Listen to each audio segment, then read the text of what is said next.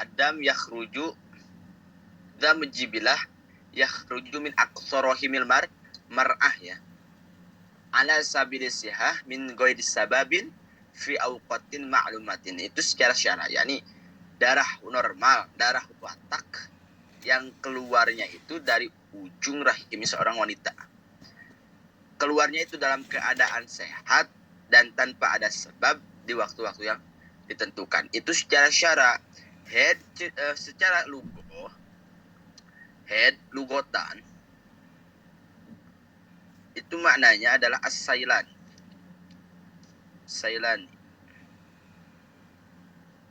Apa makna sailani itu? Maknanya itu mengalir.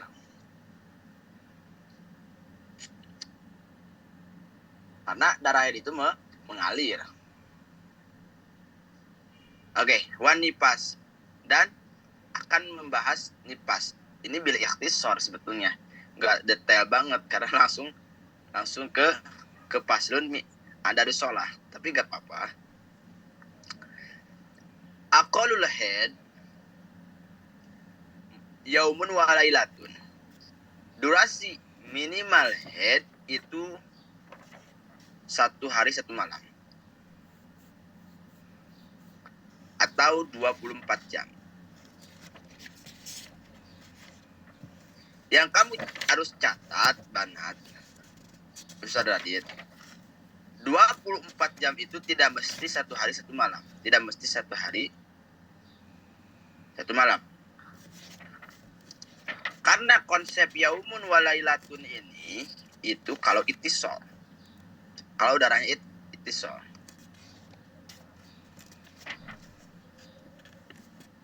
Kalau infisol itu bisa saja. Jelas gak Ustaz Radit? Nah, Ustaz. Jadi yaumun walailatun itu konsepnya kalau darah headnya itu itisol. Kalau darah headnya itu infisol,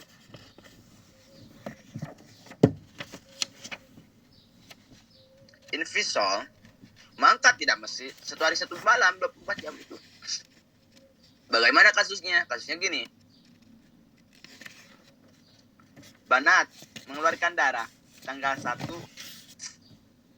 hanya 5 jam. Kemudian berhenti. Keluar darah lagi di tanggal 2 hanya 5 jam. Dan seperti tanggal 1 berhenti lagi. Di tanggal 3 mengeluarkan darah 14 jam. Nah, kasus itu tanggal 1 5 jam, tanggal 2 5 jam, tanggal 3 14 jam. Jika dijumlahkan itu 24 jam. Maka wanita tersebut itu sedang mengalami head. Karena apa? Karena darahnya sampai 24 jam. Itu Ustaz Radit. Dan itu termasuk pada minimal head. Sehingga dia mengalami minimal headnya 3 hari. Gitu. 3 hari. Lah, kok bisa Ustaz? Dia minimalnya 3 hari? Ya karena darahnya itu infisol, yakni tidak continue. Hari 5 jam, 1 hari 5 jam, 10 hari masih kurang. Ternyata di hari selanjutnya, yakni di besoknya mengeluarkan darah 14 jam. Berarti itu udah pas 24 jam. Gitu. Jadi yaumun walailatun itu konsepnya kalau itisol, kalau infisol ya 24 jam itu tidak mesti 1 hari 1 malam. Wa ghalibuhu, dan galibnya atau rata-ratanya durasi head itu ada 6 atau 7 hari. 6 atau 7 hari. Sebetulnya nanti akan dibahas di dalam kitab Ibana Wali Pardo ya. Ini bila ikhtisar karena ini Sapina itu enggak merinci, enggak mentafsir tentang masalah head. Jadi golibnya atau rata-ratanya head itu adalah 6 atau 7 hari durasinya. Wa aktsaruhu, Dan batasan maksimal haid itu adalah khamsata asyara yauman bilayaliha. 15 hari, 15 malam. Makanya saya baru malam tadi bikin video menanggapi komentar orang yang dimana dia mengatakan gini, Ustaz Adit. Kalau ada orang wanita punya kebiasaan headnya itu 7 hari, lihat headnya itu 7 hari. Kemudian tiba-tiba bulan sekarang dia mengeluarkan darah 15 hari. Dia cakap, dia bilang, maka 1 sampai 7 head, sisanya berarti 8 sampai 15 itu suci, dihukumi suci. Lah, kok dihukumi suci? Paham gak Ustaz Adit? Antum pun bakalan keliru. Kenapa Ustaz Adit dihukumi suci? 8 ke 15-nya. Kenapa gak sekalian semuanya hukumi head? Karena dia, paham gak Ustaz Adit? Karena batasan head, maksimal head itu 15 hari. Jelas gak? Jelas. Jadi konsep istiadah gak bakal ada kalau masih ada di dalam ruang lingkup 15 hari. Artinya, kalau tidak melewati 15 hari, konsep istihadah gak bakal ada. Adanya darah head dan darah istihadah kalau wanita itu melewatinya 15 hari. Baru di situ akan terjadi hukum-hukum yang berbeda. Kalau masih mengeluarkan darah di ruang lingkup khamsata asyara 15 hari, ngapain 1 sampai 7 headnya, kemudian 8 sampai 15 istihadahnya, yakni sucinya? Enggak bisa. Karena wa aksaruhum khamsata asyara yauman bilayaliha. Karena batas maksimal head itu adalah 15 hari 15 malam. Sehingga ketika antum, banat, punya kebiasaan mengeluarkan darah 5 hari, kemudian bulan sekarang mengeluarkan darah yakni 14 hari, maka ya udah semuanya hukumi head. Jangan ada istilah 1 sampai 5 headnya, kemudian 6 sampai 14-nya itu istihadah. Enggak bisa. Karena apa? Karena masih ada di dalam ruang lingkup 15 hari. Itu Ustaz berubah. Ya, al-adat itu tantakilu. Adat itu bisa berubah.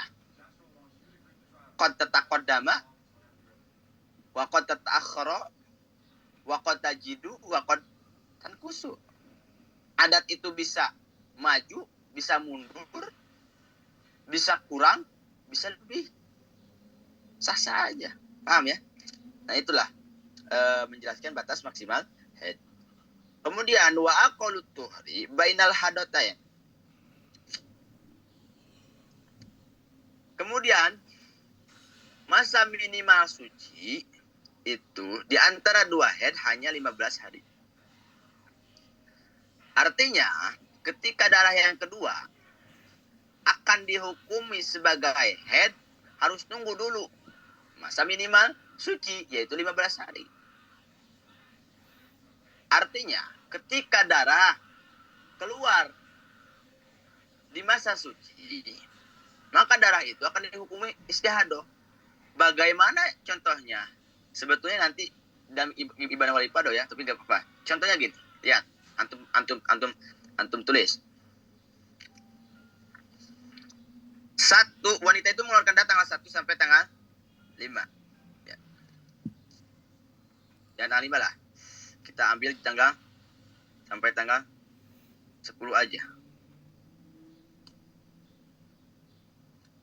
Kemudian Ustaz Adit, dia berhenti tanggal 11, berhenti sampai tanggal 20. Kemudian di tanggal 21 mengeluarkan darah lagi sampai tanggal 23. Coba Ustaz Adit, bagaimana cara untuk menghukuminya? Antum bisa gak?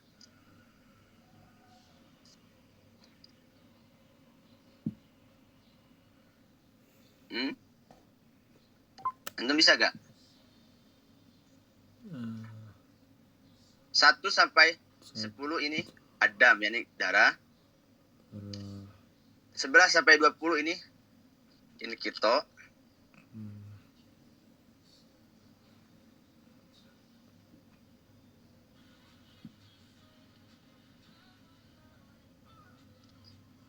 21 sampai 23 ini dang.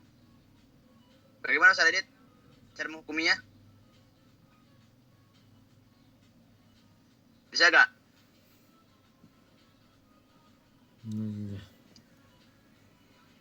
Hah?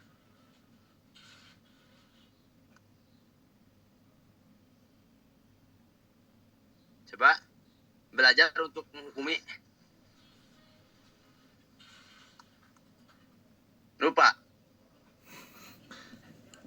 Pak Adit. Oke. Hah? Naam. Bisa gak? Lupa. Maka jawabannya Ustaz Adit 1 sampai 10 ini sepakat ulama darah ini adalah darah haid. Darah haid. Dan 11 sampai 20 ini masa suci. Ini masa suci. Tiba-tiba 21 sampai 23 mengeluarkan darah lagi yang padahal belum selesai masa sucinya, paham nggak? Karena dia masih 10 hari. Maka 21 darah yang keluar di tanggal 21, 22 dan 23 itu darah yang keluar di dalam masa suci. Karena minimal masa suci itu adalah 15 hari. Konsep tadi anak, ketika darah keluar di masa suci, maka darah tersebut bukan darah haid, tapi darah istihadah. Berarti tanggal 21 sampai tanggal 23 ini bukan darah haid, tetapi darah istihadah. Karena apa? Karena keluarnya di dalam masa suci. Sedangkan al-qallu baina hadatain, masa minimal suci di antara dua haid itu 15 hari. Harus nunggu dulu 15 hari baru ketika keluar darah. Nah, darah itu akan dinamakan haidun jadid. Gitu. Paham ya? Kemudian wa ghalibuhu arba'atun wa isruna yauman. Rata-ratanya atau keumumannya masa masa suci itu adalah 24 hari. 24 hari. Karena apa? Karena ghalib haid itu adalah 6. 30 dikurangi 6, 24. Aus salah satu wa isruna yauman. Atau 27 hari. Karena ghalib haid itu 6 atau 7.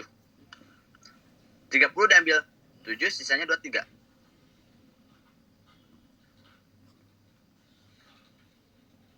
Paham ya? Wala hada ya, yang harus antum ketahui, wala hada li aktsarihi. Tidak ada batasan di dalam masa maksimal suci. Artinya ketika seseorang telat haid, kemudian 3 bulan dia tidak haid, ya udah, jangan terlalu dijadikan sebuah fenomena, jangan dijadikan sebuah keanehan, karena memang tidak ada batasan di dalam masa suci. Artinya mungkin saja wanita itu haidnya hanya 1 kali, tidak di dalam seumur hidup. Jelas gak Ustaz Adit? No. Itu yang dimaksud wala hadda. Makanya ada istilah monofus. Ya mungkin saja Ustaz Adit, wanita di usia 25 tahun monofus, ya mungkin saja. Enggak ada yang tidak mungkin. Artinya tidak mengeluarkan darah haid lagi. Gitu. Oke, itulah tentang haid ya. Kemudian wa aqalun nifas. Masa minimal nifas itu majatun. Majatun teh ae lahdatun ya. Lahdatun. Yani lahdo itu adalah setetes. Lahdo itu adalah waktu yang tidak bisa diukur oleh jam. Yakni setetes lah, beberapa detik mungkin. Jadi ketika contoh ada banat melahirkan, kemudian setelah melahirkan mengeluarkan darah setetes, maka darah setetes itu dihukumi darah nifas. Karena akol nifas itu adalah setetes. Wa ghalibuhu, dan kerata-rataan atau keumuman nifas itu adalah arba'una yauman. Yakni 40 hari. 40 hari. Ustaz, bagaimana kalau saya setelah melahirkan itu hanya mengeluarkan darah 20 hari? Ya gak apa-apa. Berarti nifasnya 20 hari. Cuman ini kegolibannya, yakni kerata-rataannya 40 hari. Kemudian aktaruhu situna yauman, dan masa maksimal nifas itu ada 60 hari. 60 hari. Sehingga ketika wanita melahirkan kemudian mengeluarkan darah melewati daripada 40 hari, tunggu dulu, jangan dulu sholat. Tunggu sampai 60 hari. Ketika di tanggal 60, di hari ke-60, ketika dilihat, wah, udah keluar, udah inkito, udah berhenti, maka berarti dia nipasnya 60 hari. Dia mengalami maksimal nipas. Mafhum ya? Ikhtisar dulu ya, karena bukan kurang enak. Nantilah enaknya atau nanti tafsirnya di dalam kitab Ibanah wal Ifadah. Ini perincian tentang durasi haid dan durasi suci dan durasi nipas. Sekarang masuk pada faslun fi a'dari shalah. Pasal ini membahas tentang sesuatu atau tentang keuduran sholat. Artinya ketika antum melaksanakan hal ini, maka antum dianggap udur. A'darus sholah isnani. Uzur meninggalkan sholat itu hanya 2. Artinya ketika antum meninggalkan sholat dikarenakan 2 perkara ini, antum dianggap udur. Apakah wajib qada, Ustaz? Wajib qada. Gitu. Cuman dianggap uzur. Pertama apa? An-naum. Yang pertama tidur. Dengan catatan Ustaz Radit, tidurnya itu qabla dukhulil waqti. Paham ya? Qabla dukhulil waqti, sebelum masuknya waktu sholat. Sehingga contoh. Ustaz Radit tidur jam 11. Yang dimana jam 11 itu qabla dukhulil waqti zuhri ya. Ketiduran, akhirnya bangun sore. Nah, berarti antum sedang mengalami a'darus shalah. Apakah zuhur harus diqada? Ya, wajib qada. Gitu. Nah, lalu bagaimana kalau ba'da dukhulil shalah, waktu shalah? Maka ketika di situ ada tafsilan. Ketika tidur ba'da dukhulil waqti shalah, saat ketika sudah masuk waktu salat, di situ ada 2 tafsilan. Pertama, kalau enggak ada dzon bahwa dia akan bangun, maka tidurnya haram. Yakni golabatud dzon. Sangkaan yang kuat. Kalau enggak ada sangkaan kuat bahwa saya itu enggak bakal bangun mungkin jam 4, maka hukum tidurnya haram. Paham ya? Tapi kalau ada dzon, bahkan golabatud dzon, sangkaan yang dugaan yang kuat banget, saya tidur dulu sebentar 1 jam karena saya itu mudah untuk dibangunkan, maka itu gak haram. Jadi a'darus shalah yang pertama naum itu diperinci ya. Tidurnya tidur yang mana gitu. Ketika tidurnya ba'da dukhuli waqti shalah, di situ ada 2 perinci. Antara ada dzon dan tidaknya. Tapi yang dimaksud anaum di sini qabla dukhuli waqti, sebelum masuk waktunya sholat. Seperti saya contoh tidur jam 10 siang. Itu kan qabla dukhuli waqti sholat. Walaupun enggak ada dzon gitu kan, enggak apa-apa. Ketika enggak apa-apa itu dianggap uzur ketika saya bangunnya jam 4. Jam 4 sore. Itu yang pertama. Yang kedua anisyan. Nisyan di sini adalah lupa, tetapi laisa sahwan. Artinya bukan dilupa-lupa, bukan pura-pura lupa. Artinya memang totalitas lupa. Ada orang, ini kejadian realita. Orang saking enaknya belajar, saking enaknya dia mutola'ah, dia itu lupa. Ternyata dia itu belum sholat. Akhirnya dia tersadarkan, kok udah sore? Udah sore. Artinya menikmati membaca sehingga lupa belum sholat. Itu bagaimana hukumnya? Nah, kalau memang lupanya itu nggak disengaja, artinya mutlak atau totalitas lupa, nggak dibuat-buat, maka meninggalkan sholat itu dianggap udur, wajib qada. Wajib qada. Karena Ustaz Adit, taubat di dalam meninggalkan sholat itu hanya satu alternatifnya apa? Yaitu mengqadoi. Bukan dipidyah, bukan, tapi mengqadoi. Jelas ya? Itulah yang yang di apa namanya pembahasan tentang bi'a dari sholat. Yang pertama tidur, yang kedua lupa. Di dalam tidur, kalau tidurnya di dalam setelah masuknya waktu sholat, maka di situ ada dua perinci ya, antara golabatudan dan tidaknya. Kalau anisyan itu laisa sahwan ya, artinya laisa amdan itu sengaja. Tetapi memang murni dia lupa. Jelas Ustaz tadi, jelas? Suara anak jelas gak? Jelas. Oke. Kemudian selanjutnya faslun fi syurutis shalah. Sekarang menjelaskan fasal di dalam persyaratan sahnya sholat. Nah, di dalam syarat ini Ustaz Radit, bukan semuanya harus ada, tetapi bukan salah satunya. Artinya gini, syarat sholat ini harus ada, ketika salah satunya ditinggalkan maka batal.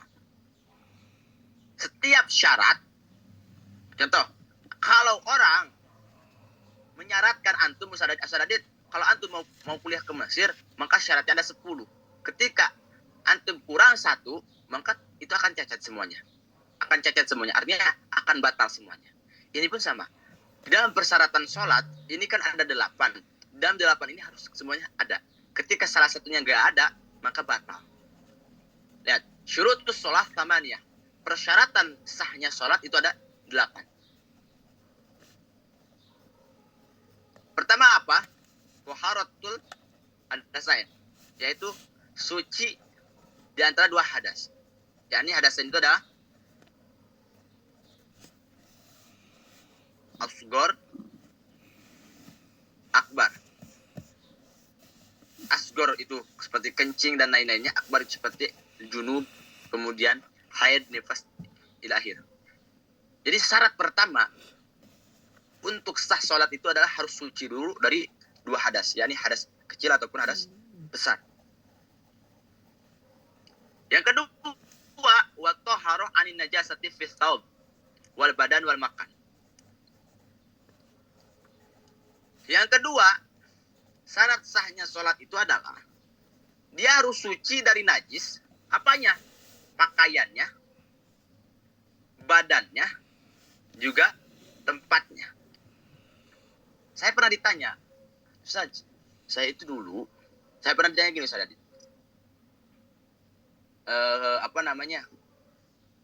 camping ke gunung, akhirnya menemukan musola. Lihat, akhirnya menemukan musola. Ternyata musola itu nggak ada marbotnya, artinya nggak keurus. Di dalam musola itu banyak tai lalat. Tahu kelalawar?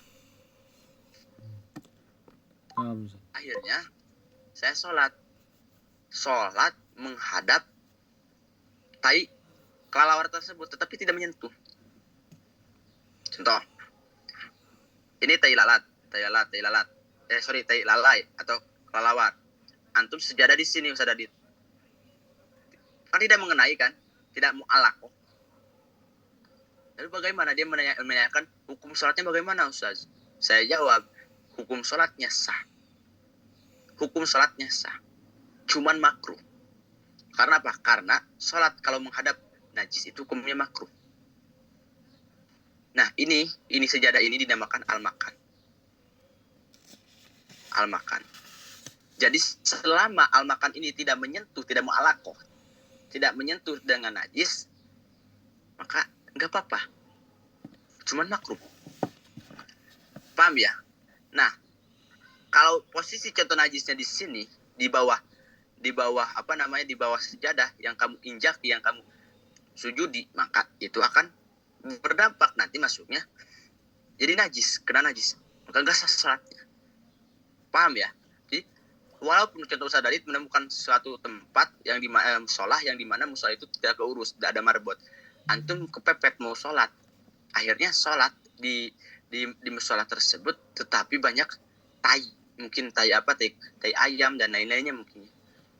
Bagaimana? Ya udah gak apa-apa, antum sholat di area atau di tempat yang bersih, walaupun itu akan menghadap pada kotoran tersebut. Sah sholatnya, cuman makruh. Ya bagaimana lagi, karena kepepet. Karena yang kedua, untuk syarat sahnya sholat itu adalah harus suci dari najis, baik di dalam pakaian, badan, juga tempat. Yang ketiga, wasyatrul aurat, harus menutupi aurat. Ustaz, bagaimana kalau gini? Saya tuh sholat di padang pasir. Kemudian tiba-tiba ada badai. Yang dimana badai itu kencang. Terkena terhadap badan saya, akhirnya aurat saya terbuka. Lalu bagaimana sholatnya? Maka di situ tafsil. Ketika faur, yastari, yani faur seketika ditutup lagi, maka sholat yang antum lakukan itu gak apa-apa, walaupun aurat antum terbuka. Contoh Ustaz tadi itu sholat di padang pasir, kemudian ada badai. Nah, terbukalah aurat antum. Ketika antum langsung seketika menutupi lagi, maka gak apa-apa, dianggap ma'fu. Tapi kalau didiamkan, nah itu yang jadi pertanyaan, maka nanti jatuhnya batal sholatnya. Karena mubtilatus sholat salah satunya apa? Salah satunya adalah terbukanya aurat. Jelas ya? Yang selanjutnya, syarat untuk sah sholat itu adalah istiqbalul kiblat. Yani harus menghadap kiblat. Makanya kata siapa sholat di pesawat itu sah. Kata siapa sholat di pesawat itu harus ketika di pesawat itu harus sholat. Jawabannya, walaupun antum sholat di pesawat, tapi tetap antum harus mengkodok. Ustaz Adit harus mengkodok. Dan niatnya harus lihurmatil waktu. Ketika niat lihurmatil waktu, ketika antum sampai di Mesir, nanti kodoi. Jadi sholatnya antum di pesawat itu karena menghormatkan waktu sholat. Karena di pesawat itu nggak bisa menghadap kiblat, gitu. Harus tayamum dulu. Sebetulnya nggak usah dengan tanpa tayamum. Sebetulnya ya ini bisa-bisa aja. Dan nanti jatuhnya juga akan dihormati waktu. Istiqbalul kiblah itu, di pesawat itu ibarat orang yang faktu toharain, orang yang dimana tidak menemukan dua alat suci, yaitu debu dan air. Seperti bagaimana Ustaz Radit posisi di gunung, ternyata udah masuk waktu sholat, nggak ada alat untuk bersuci, nggak ada air, nggak ada debu. Bagaimana nih, takutnya waktu sholat udah kelewat. Akhirnya udah sholat aja antum. Sholat antum itu lihurmat doang sih. Ketika pulang harus mengkodoi. Paham ya? Karena di dalam ini kasus istiqbalul kiblat dalam pesawat, di atas pesawat itu nggak bisa, bagaimanapun nggak bisa menghadap kiblat. Karena sesuai dengan rute kan pesawat juga. Lalu bagaimana Ustaz? Ya udah antum sholat aja, tapi sholatnya dihormati waktu sholat. Ketika antum sampai ke Mesir, antum harus mengkodoi. Gitu. Karena ada orang yang punya asumsi bahwasanya ketika di pesawat ya udah tayamum aja, kalau udah tayamum sholat, kemudian nggak usah dikodok. Nggak bisa. Berarti dia meninggalkan sholat kalau nggak dikodok. Gitu, paham ya? Kemudian yang selanjutnya, di dalam persyaratan sahnya sholat itu adalah duhulil waktu. Yani harus masuk waktu sholat. Karena ketika seorang melaksanakan sholat qabla waktihi, sebelum waktunya sholat, maka dia sedang melakukan dosa yang besar. Contoh, Zuhur itu jam 12, tetapi dia itu sholat jam 11, maka gak boleh. Karena syarat untuk keabsahan sholat itu adalah harus masuknya waktu sholat. Wala ilmu bifardiyatihi. Yang selanjutnya, Syarat keabsahan sholat itu adalah dia harus tahu terhadap kefarduan sholat. Fardu sholat ada berapa itu harus tahu. Karena apa? Karena ini merupakan sebuah syarat untuk keabsahan sholat. Selanjutnya, wa ala ya'taqida fardhan min furudi sunatan. Yang selanjutnya, dia tidak boleh meyakini kefarduan sholat, yakni rukun sholat, itu sebagai sunnah. Seperti apa? Al-Fatihah. Al-Fatihah itu kan salah satu daripada rukun keabsahan sholat. Ketika Al-Fatihah antum yakini Ustaz tadi sebagai sunnah daripada sholat, kesunahan sholat yang padahal aslinya itu surat ba'dal Fatihah yang sunnah itu, maka sholat antum batal. Makanya ketika antum min babil ihtiyat, kehati-hatian, ditanya, Ustaz tadi fardu sholat ada berapa? Kata Ustaz ada 17. Lalu jadi pertanyaannya di dalam sholat itu, sunnahnya ada berapa? Fardunya ada berapa? Nah, kalau antum nggak hafal, cara untuk menjawabnya dengan kehati-hatian, jawabnya gini. Intinya di dalam sholat itu ada fardunya, ada sunnahnya, sehingga antum tidak tidak menjawab dengan ta'in. Karena syarat daripada keabsahan sholat itu, antum tidak boleh meyakini suatu kefarduan sholat dianggap sebagai sunnah. Seperti qiraatul Fatihah itu kan fardu atau rukun sholat. Ketika antum yakini atau ketika antum i'tiqadi itu sunnah, maka sholat antum nggak sah. Yang selanjutnya wajtinabul mubtilat, yang terakhir syarat keabsahan sholat itu harus menjauhi sesuatu yang bisa membatalkan pada sholat. Seperti apa? Al-kalam, yakni berbicara. Kemudian apalagi adarb, memukul, dan lain-lainnya nanti akan dibahas. Itulah pembahasan syarat-syarat sholat walau bil ikhtisar, sekalipun hanya seringkas. Gitu. Seringkas tapi yakni dakik itu sudah dibahas satu-satu. Ada pertanyaan Ustaz Adit? Belum ada. Kita lanjut dulu ya. Sekarang membahas al-ahdas, membahas hadas. Hadas itu ada berapa sih, Banat? Nah, itu harus perlu antum paham, perlu antum tahu, sehingga wajib antum mengajarkan terhadap anak antum saat ketika antum punya anak. Karena kewajiban mengajar terhadap anak itu bukan guru ngaji, tetapi al-ab wal ummahat, yaitu bapak dan ibunya. Maka ketika bapak dan ibunya dalam keadaan jahil, yakni tidak punya pengetahuan, maka bagaimana anak itu akan terdidik gitu. Makanya di sini akan dibahas al-ahdatsu isnani, yakni hadas itu ada dua. Pertama, hadas asghar, kedua hadas akbar. Hadas asghar, hadas akbar. Apa sih yang dinamakan hadas asghar? Yang dinamakan hadas asghar itu palah asgharu. Adapun hadas asghar itu adalah ma di sini ada hadas ya. Hadas.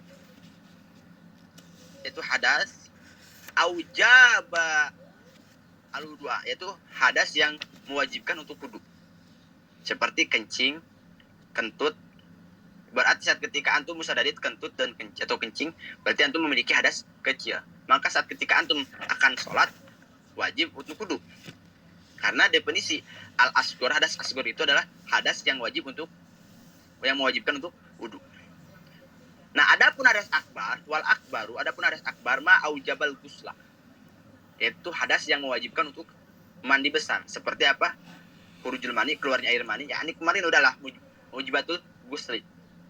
Kemudian ilajul hasapah, haid, nifas, wiladah, dan mautnya. Jadi hadas akbar itu sadar lawan katanya daripada asghar, yakni hadas yang mewajibkan untuk mandi besar. Ini bil ikhtisar ya. Lalu bagaimana Ustaz kalau saya itu enggak keluar keluar mani, yakni khurujul mani, tapi saya itu hanya keluar air madi.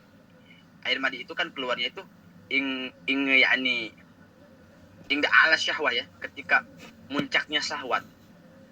Lalu keluar air madi.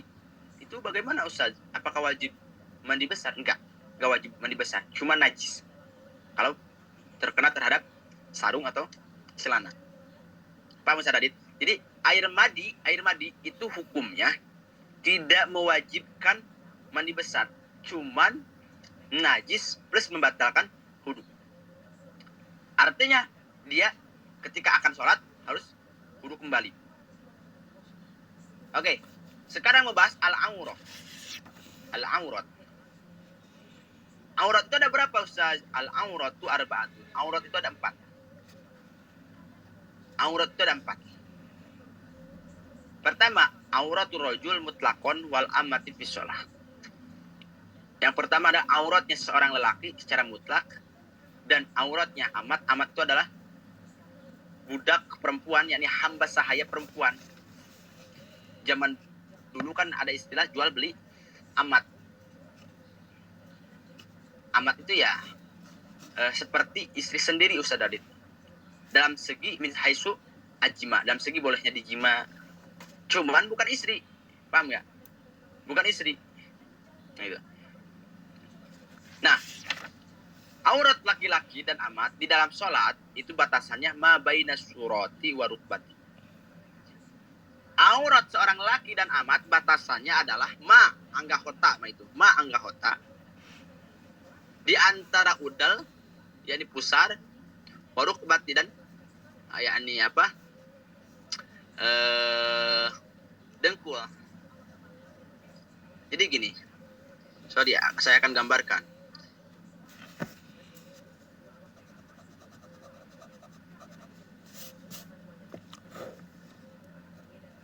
Ini contoh.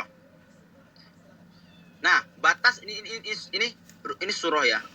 Ini surah, ini rukbah, contoh. Sehingga Ustaz Radit, ketika antum sholat, yang penting tertutup. Walaupun antum pakai kaos pendek, yakni leg,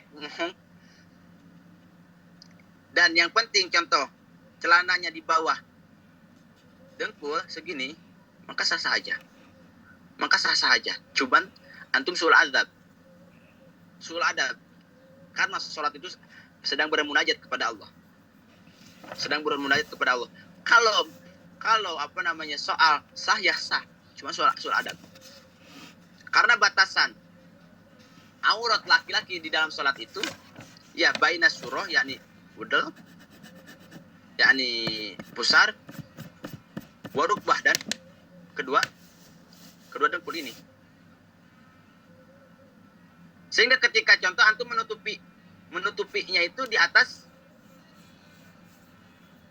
rukbah, contoh segini, maka tidak sah. Tapi adapun segini, yakni di bawah daripada rukbah, maka sah. Ustaz, kalau salat pakai baju lekmong bagaimana? Ya sah kalau bagi laki-laki. Yang penting ini tertutup. Dan yang harus antum ketahui, contoh ini surah. Ini surah nih. Surah itu udel. Ini rukbah contoh. Nah, bukan hanya sebatas tertutup depannya saja, tetapi belakang pinggirnya pun harus tertutup. Paham gak Ustaz Adit? Harus tertutup. Sebab takutnya gini, antum punya asumsi, oh berarti yang harus ditutup itu surahnya, belakangnya enggak. Bukan gitu. Pokoknya area yang pas dengan pusar itu pun harus tertutup. Pinggirnya, yakni berarti pinggir itu apa? Pinggirnya dan belakangnya itu wajib ditutup. Begitupun di dalam rukbah, yakni dengkul. Ini pun sama. Belakangnya pun harus tertutup. Pinggirnya harus tertutup. Ilahir. Mahfum ya? Itulah auratnya seorang laki di dalam sholat. Lalu Ustaz, auratnya seorang wanita yang merdeka, yakni seperti layaknya istri-istri yang sekarang di dalam sholat, auratnya bagaimana? Wa auratul hurrah bis sholah. Lihat, auratnya wanita yang merdeka di dalam sholat adalah jami'u badaniha masiwal wajhi wal kafain, yakni seluruh badan. Auratnya itu seluruh badan. masiwa selain wajah dan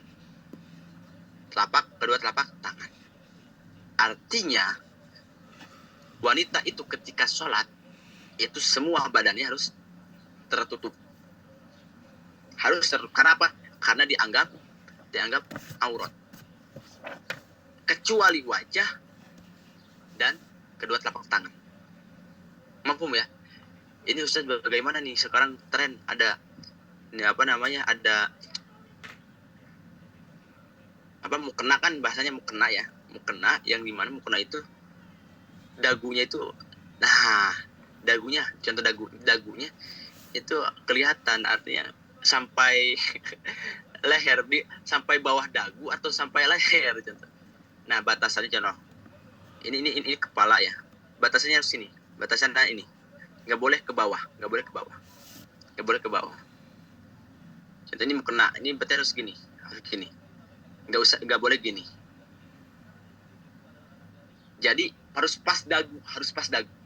Karena wajah itu kan mulainya itu mulai dari area yang tumbuh rambut sampai muntahil lahyah gitu kan, sampai ujung gado. Nah, ujung gado adalah ini. Contoh. Sorry ya, nah gambarkan. Ini wajah orang nih.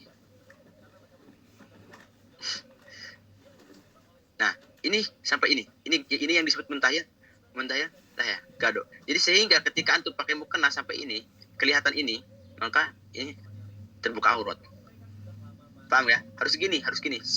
Nah, harus gini. Jelas ya? Karena apa? Karena auratnya wanita yang merdeka itu di dalam salat seluruh badannya, kecuali wajah dan kedua telapak tangannya. Kemudian wa auratul hurrah wal amat indal ajanib. Nah, adapun auratnya wanita yang merdeka dan wanita hamba sahaya di hadapan lelaki asing, yakni bukan mahram, itu auratnya jami'ul badan, seluruh badan. Lihat, seluruh badan. Imam Syekh Nawawi mengatakan bahkan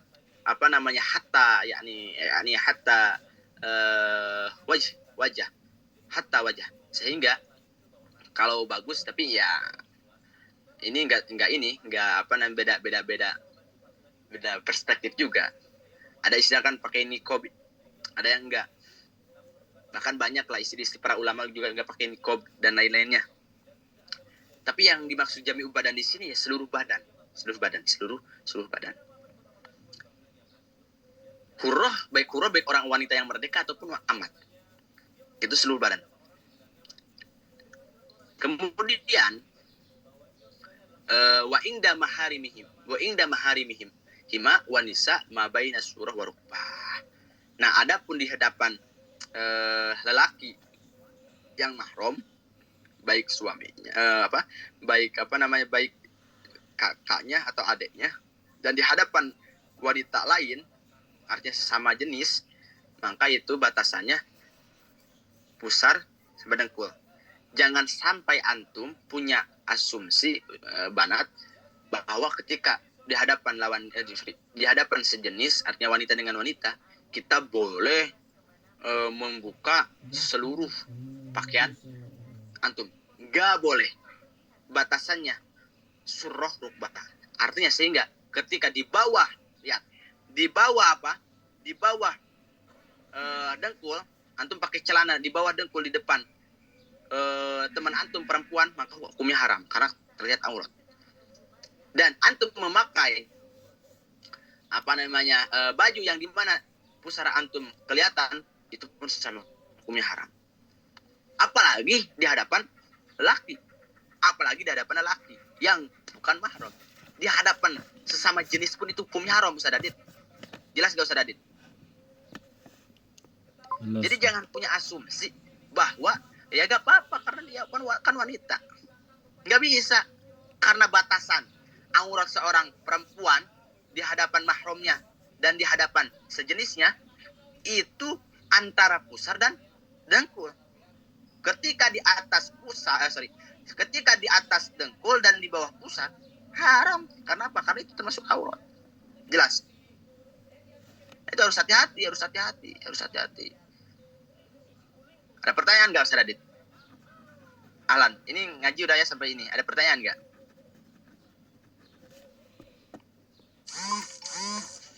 Alan? Assalamualaikum, boleh bertanya Ustadz? Waalaikumsalam, Ahlan. Boleh. Yang wastiqbalul kiblat, semisal seorang nelayan berangkat subuh, setelah subuh atau sebelum subuh dari rumahnya, terus nelayan cari ikan, kan di laut itu kan nggak tahu arah kiblatnya, terus pulangnya subuh lagi. Intinya 1 hari 1 malam itu di laut. Ya. Gimana itu? Nah, secara perspektif ulama yang afik itu pendapat ulama yang ini ya, yang afik. Kita afik kan artinya nggak jorok gitu. Beliau mengatakan maka untuk apa namanya, untuk orang tersebut ketika di safinah ya istilahnya, safinah itu perahu atau kapal laut, maka harus kodok. Sebab istilah bolehnya tidak menghadap kiblat itu nanti ada bab. Kalau di dalam sholat sunnah, kalau sholat fardu nggak bisa. Paham nggak? Tapi yang jadi pertanyaan, Ustadz, sholat boleh?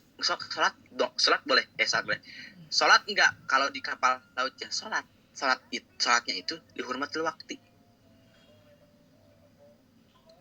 Paham nggak? Agar supaya nggak dianggap dia itu meninggalkan sholat, yakni tarikus sholah amdan, meninggalkan sholat sengaja. Paham nggak? Suara anak jelas nggak? Nah, jadi gini, takut ada pertanyaan. Tapi Ustadz, apakah dia wajib sholat di kapal? Wajib. Lalu niatnya apa? Dihormati waktu sholat. Apa tujuannya dia diperintah sholat dihormati waktu sholat? Karena dia agar supaya tidak distatuskan sebagai tarikus sholat amdan, orang yang meninggalkan sholat dengan sengaja. Itu. Paham ya? yang kedua Ustadz, boleh nanya? Oke, boleh Alan. Yang demi badannya, yang aurat wanita, semisal ini aurat ada wanitanya seorang wanita, indal ajanib atau pisolah? Contohnya itu semisal seorang wanita itu pakai cadar sholat, terus pakai kacamata, kan otomatis itu kan nggak nyentuh sajadah, itu sah apa enggak? Nggak nyentuh sajadah. Oh, paham. Yang pakai nah, nanti ada di dalam apa? Di dalam bab sujud nanti. Jawabannya ada sujud itu salah satunya kan ada apa? Ada jabhah. Jabhah itu apa ya? Tarang bahasa itu sudahnya itu. Bukan tarang apa? Jidat itu harus kena terhadap yakni lantai lah. Bagaimana kalau ada penghalang? Nah, seperti kasusnya kalau wanita sholatnya itu pakai niqab, gitu kan? Maka sebetulnya sholat pakai niqab itu ulama berpendapat itu hukumnya makruh. Seperti gini, banat, antum tawaf, kemudian antum pakai niqab, sebetulnya bukan bagus, tapi itu makruh. Jelas gak? Karena apa? Karena itu akan menghalangi atau akan mengganggu terhadap sholat antum. Seperti contoh kalau sholat pakai niqab, jidat antum gak bakal terkena pada lantai gitu. Jelas gak? Tentang kacamatanya itu Ustaz, boleh? Kacamata. Iya. Oh, sholat pakai kacamata. Saya sholat sering pakai kacamata, tapi jidat saya kena. Oh, berarti nggak apa-apa meskipun nggak apa-apa. Yang penting kena angga atau sujudnya. Yang ketiga, Kalau Ustaz, boleh nanya? apa? Ahlan boleh? yang satrul aurat, yang syarat-syaratnya sholat. Contohnya semisal sholat kan pakai sarung, terus sarungnya Sarung. itu jatuh gimana? Nggak Iya. pakai dalaman Kan- contohnya.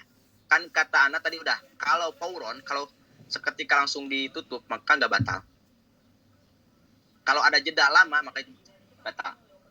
Karena pembatalan sholat salah satunya adalah kasful aurah, yaitu terbukanya aurat.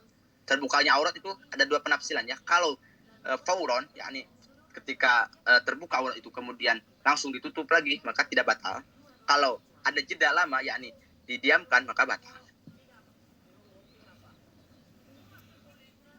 Jelas? Terus harus serat lagi tak Ustaz dari awal kalau jatuh sarungnya. Kalau seketika dia langsung menutup, lanjutkan. Semisal sambil dipegang gitu, tangannya kan dua di bawahnya itu ya, bawahnya dada, terus sambil dipegang sarungnya agak-agak jatuh, gimana hukumnya? Sarung, maksudnya gimana nih? Sholat pakai sarung terus dapat 2 rakaat, hampir mau jatuh, kadang sampai jatuh gitu, kadang hampir mau jatuh terus dipegang sambil Dipegang agar supaya tidak sambil tidak terbuka aurat tidak gitu. jatuh. Ya nggak apa-apa. Karena Kecuali kan kalau sampai jatuh. Nah, sampai jatuh Kalau harus, sampai jatuh. kalau sampai jatuh harus pauron itu harus seketika tutup. Tapi kan sudah pakai mukena Ustaz. Sudah pakai Oh, jadi Iya Pak. Dalam sholat maksudnya ini Ustaz. ini wanita tuh laki-laki nih.